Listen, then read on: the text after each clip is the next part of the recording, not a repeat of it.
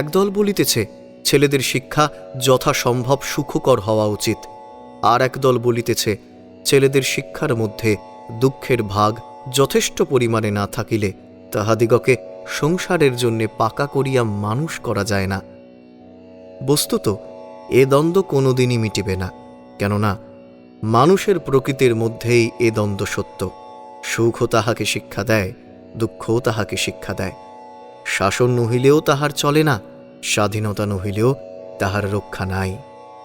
চিত্তের গতি অনুসারেই শিক্ষার পথ নির্দেশ করিতে হয়।